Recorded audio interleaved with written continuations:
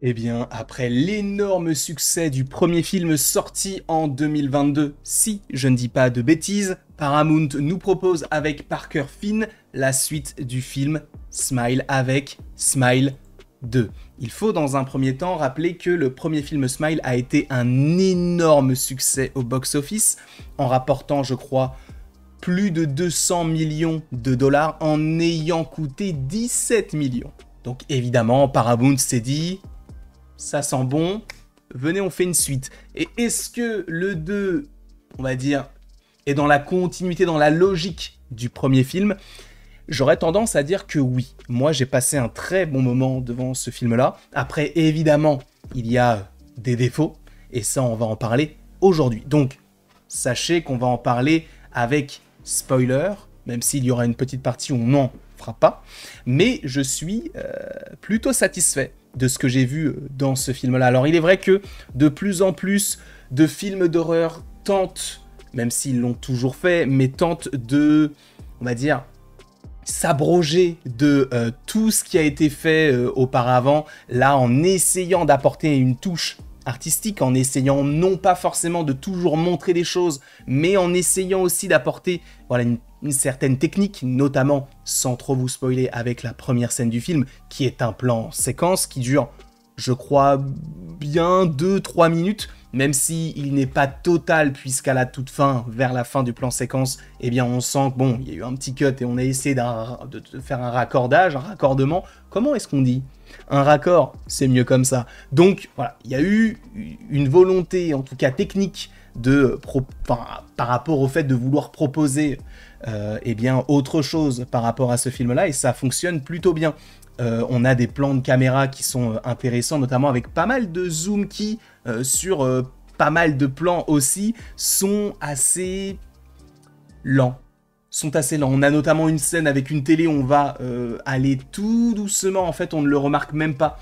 On ne remarque même pas le fait qu'on est véritablement à l'extérieur de la télé et on finit par y rentrer de manière assez fluide, assez soft, et encore une fois, visuellement, ça fonctionne assez bien, et ça en dégage aussi une certaine symbolique, dans le sens où, bon, on ne sait pas vraiment ce qu'il y a, enfin, en tout cas, ce qui regarde la télé, mais on peut supposer que c'est bel et bien cet esprit qui va finir par, eh bien, avoir une connexion avec le personnage de Sky. Parce que oui, on n'a plus du tout le même casting. Là, on est sur une chanteuse. C'est vrai que, ayant vu le film Trap récemment, c'est vrai qu'il il y a des similitudes, notamment du côté du concert, etc.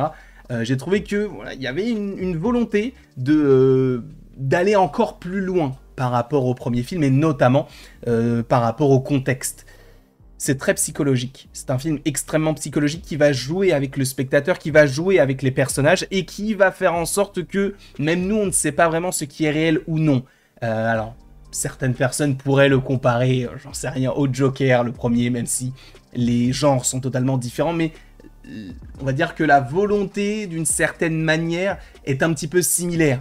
Parce que oui, on joue avec le spectateur, on te dit « tu as vu ça ?» Eh bien finalement, ce n'est pas vrai. Tu as vu ça là où tu disais ce n'est pas réaliste? Eh bien ça c'est la réalité. Et en fait on essaye toujours de jouer avec l'état psychologique du spectateur, et aussi surtout l'état psychologique de Sky, qui n'est autre que le personnage principal du film, donc la chanteuse qui est interprétée, alors je n'ai pas forcément tous les noms, mais interprétée par Naomi Scott, que vous avez possiblement vu dans la série Terra Nova, ou encore dans, alors attendez, d'autres petites fiches, dans Seul sur Mars et le film des Power Rangers. Bref, une actrice, je crois, anglaise, ou en tout cas britannique, qui, je trouve, joue extrêmement bien.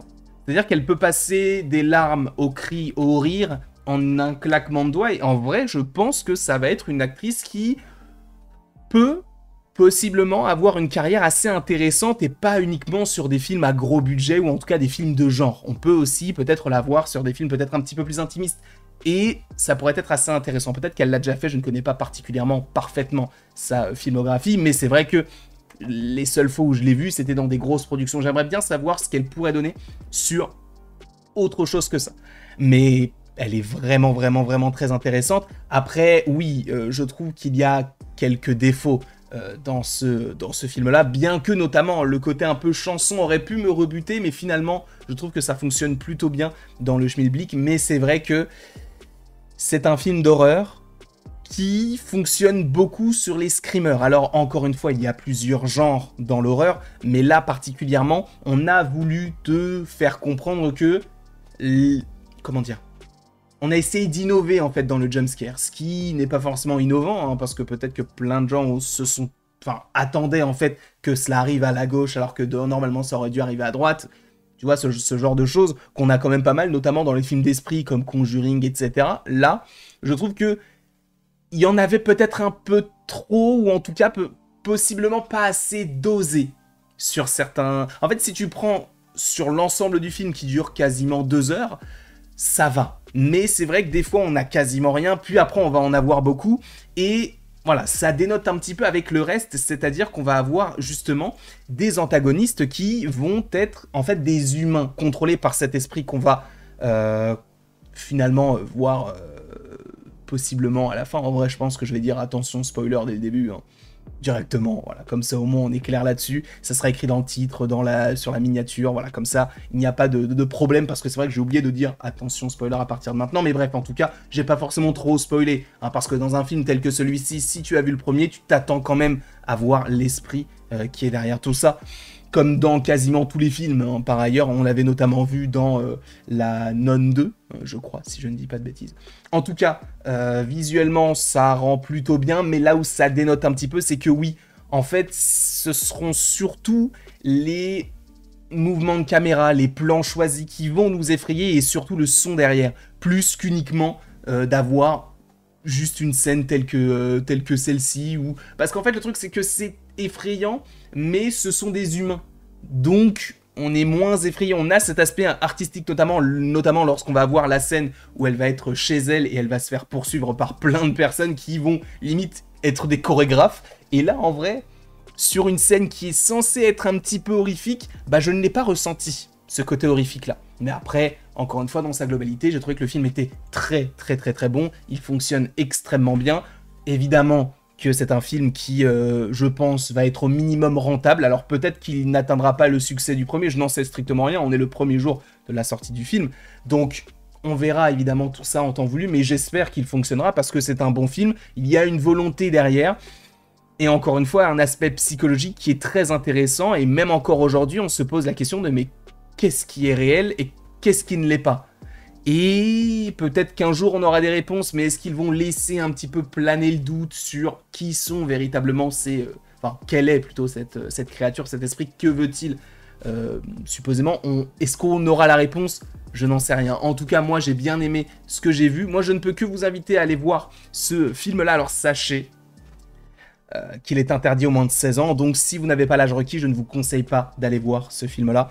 Si je devais lui donner une note, je lui donnerais la note de 16,5, c'est précis, parce que, en vrai, j'ai passé un excellent moment, il n'y a pas de longueur, parce que c'est quand même un film d'horreur qui dure 2 heures, où on a des jumpscares à un certain moment, et de temps à autre, ça peut paraître un petit peu long, mais vu qu'on est toujours en mouvement, il y a de la danse, il y a du chant, il y a le jeu aussi de l'actrice qui fait qu'on ne s'ennuie jamais, je donnerais 16,5. Évidemment, il y a des défauts, et ce qui est aussi intéressant, c'est que la plupart des personnages sont plutôt bien développés, et c'est vrai que dans un film où on a beaucoup de persos, qui est notamment un film d'horreur, c'est vrai que, bon, la plupart du temps, on les évite assez rapidement, on les skip un petit peu. Là, je trouve que c'est bien dosé, ça fonctionne très bien, en tout cas, je ne peux que vous conseiller ce film Smile 2.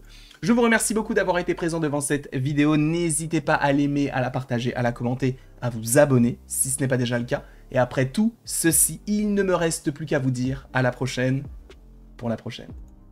Et encore une fois, merci beaucoup à vous d'avoir été présent. Je ne sais pas si vous l'avez vu, je ne peux encore une fois que vous le conseiller. Et oui, ce sera une critique tout simplement entièrement dédiée au spoil.